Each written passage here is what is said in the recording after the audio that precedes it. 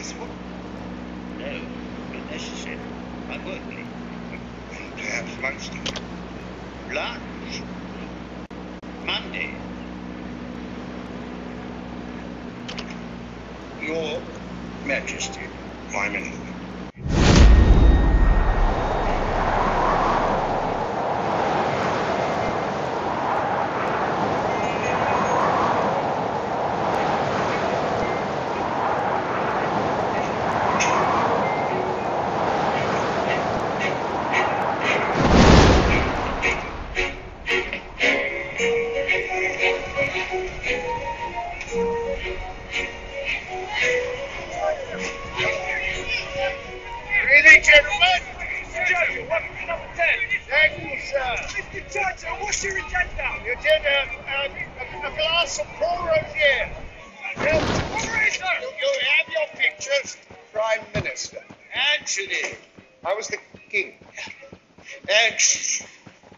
He's never forgiven me for supporting his brother's marriage to Wallace Simpson. You only have to meet him once a week. Oh, but that's like saying you only have to have your tooth pulled once a week. Composition of your war cabinet. Who should sit on it? Chamberlain, of course. The Reverend Holy Fox. And effects? Keeping your enemies close. Oh, more than that. Without them, the party will have rid of me. Oh, and that sheep in sheep's clothing, Atney.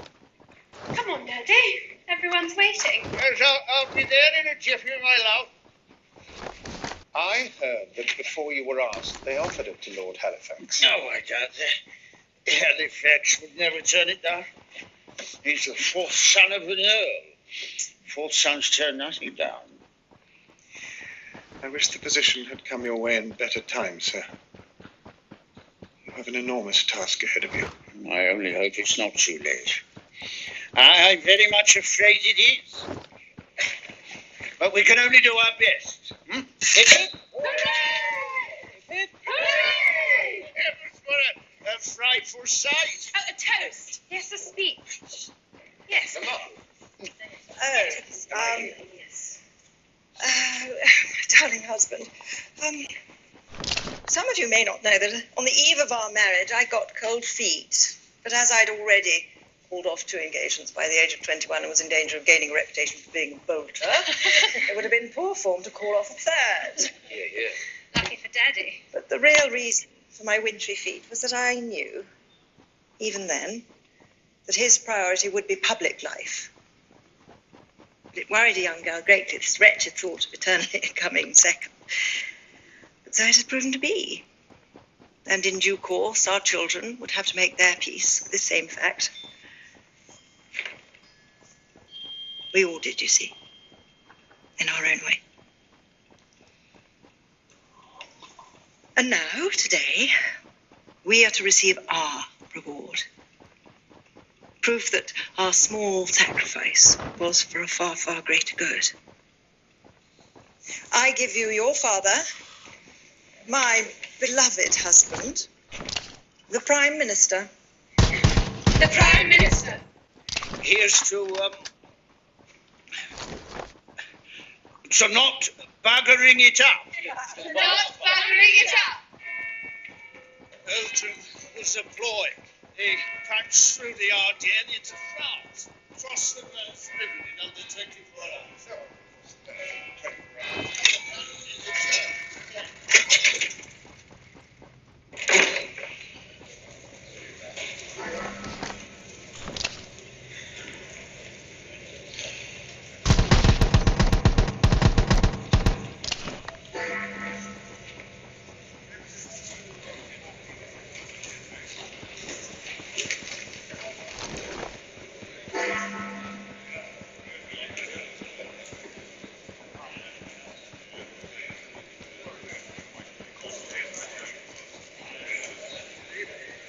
Chamberlain's handkerchief. If he waves it at the end of Churchill's speech, we show approval.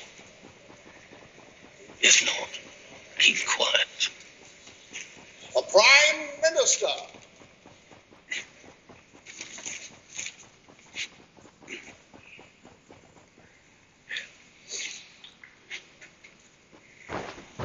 Here we go.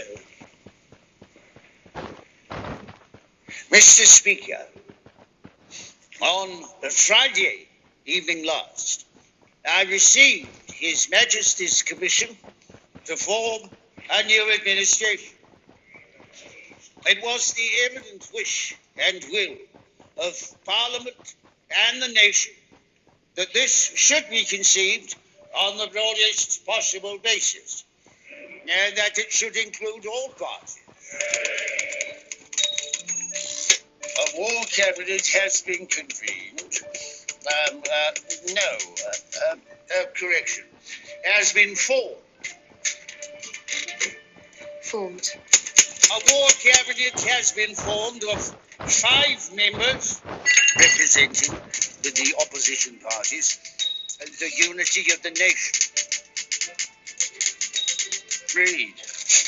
The 3 party leaders have agreed to serve either in the War Cabinet Or or in in high high executive office. With this agreement in place, I now invite the House, by the resolution which stands in my name, to call its approval and to declare its confidence in the new government. And this, I'm coming down to the state of danger.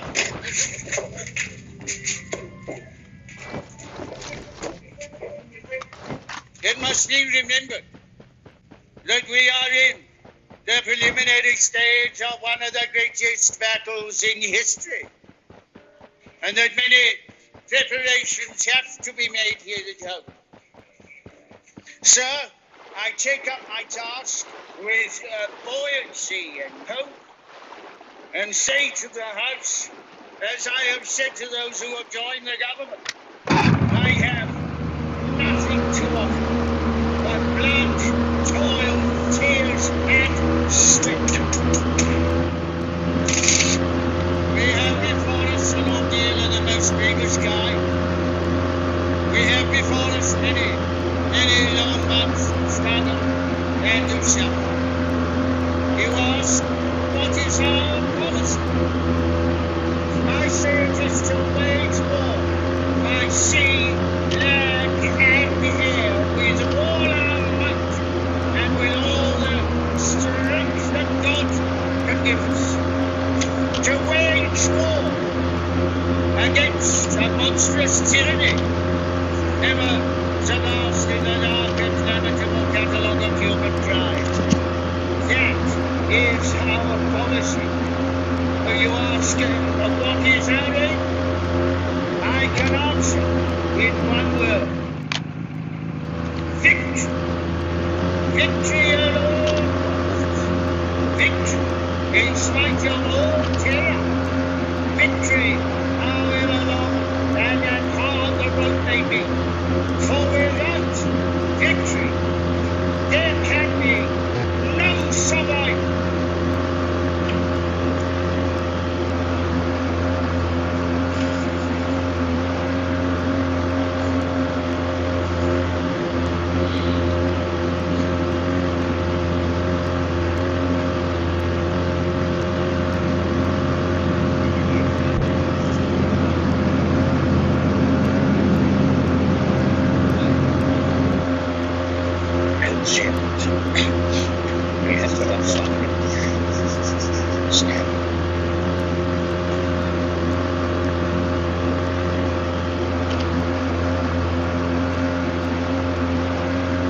Policy is to wage war at all costs, no survival. God is incapable of even pronouncing the word peace, let alone entering into negotiations. Often thought that I shall never see my country at peace again. I have cancer.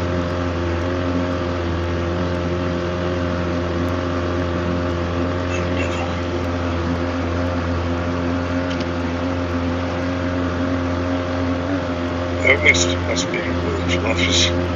If we can get him to declare that he refuses to even consider peace negotiations with Germany, you and I would perhaps have clear grounds to resign. That would force a vote of no confidence. party couldn't countenance that. You're the chairman, for heaven's sake. You'd be finished. And you would agree to be Prime Minister. With Winston out of the way, who can say? But the important thing, Neville, is that your policies would be back on the table. Peace and the protection of our nation. On record. I beg your pardon? You must declare on record his refusal to engage in peace talks. They must have it in writing.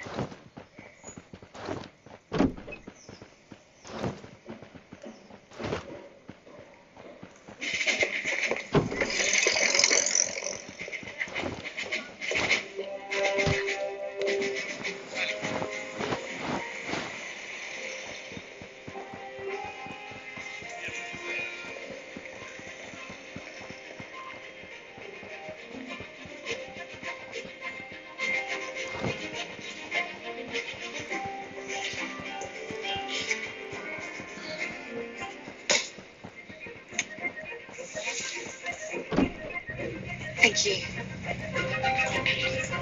Miss Layton, Morning. follow me.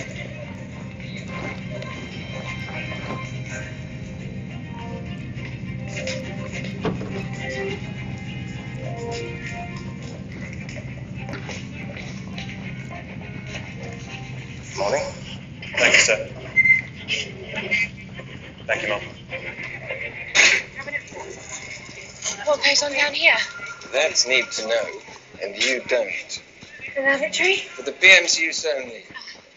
Sleeping quarters for when you miss the last train. Mum? That's the map room. No women allowed. What department's this? Indiscretion in conversation or any other form within or without these rooms regarding what happens here is a statutory offence, punishable by up to 2 years' imprisonment with hard labour. Clear? Crystal. Good. That's the war cabinet room. Never. I don't mean to be rough on you, but them's the rules. This is the typist's pool. Ladies, here's you.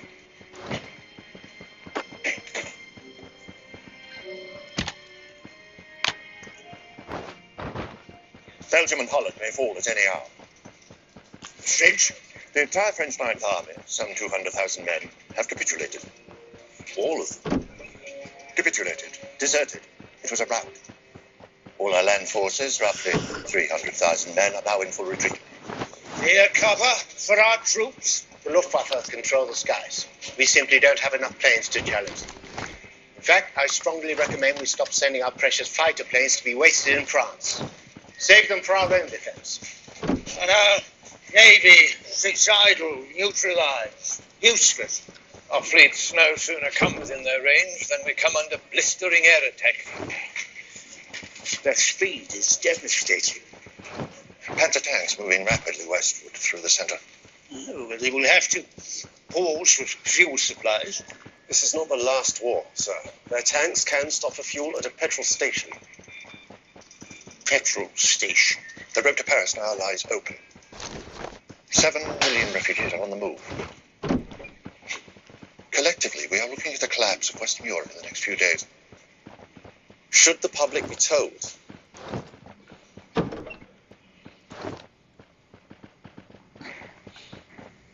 Not yet. First, we must rouse our old friends to an heroic resistance. France must be saved.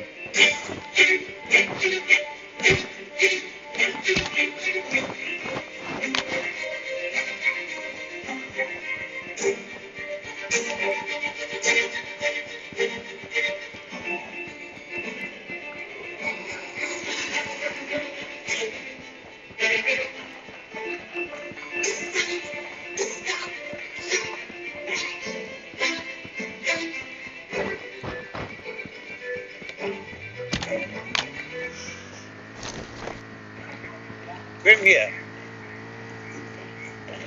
Bien que notre situation soit très grave, ce n'est pas la première fois que nous faisons face à une crise ensemble.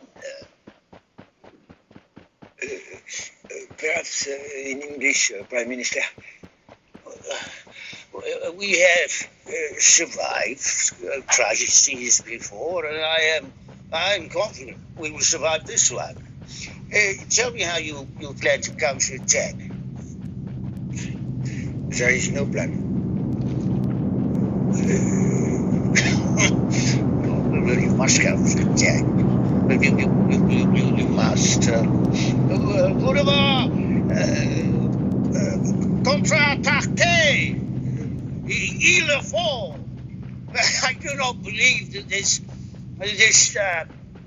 Panzer breakthrough is a real invasion. Not a real invasion. No. As long as their tank crews are not supported by infantry units, they are merely little flares stuck on a map, because the tank crews cannot support themselves.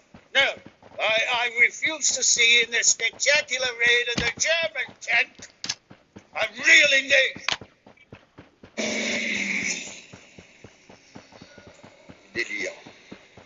Il délire complètement. Ces Anglais. He's an actor, not with the sound of his own voice. I love to listen to him. But we must never take his advice. There's 100 ideas a day.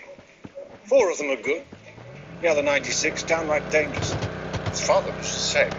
Great orator, But until he lost his mind to syphilis. how nations suffer for the sins of their fathers. My opinion, at this critical juncture for the Empire, have a drunkard at the wheel. Wakes with a scotch, bottle of champagne for lunch, another one at dinner, brandy and port until the wee hours. I wouldn't let him borrow my bicycle.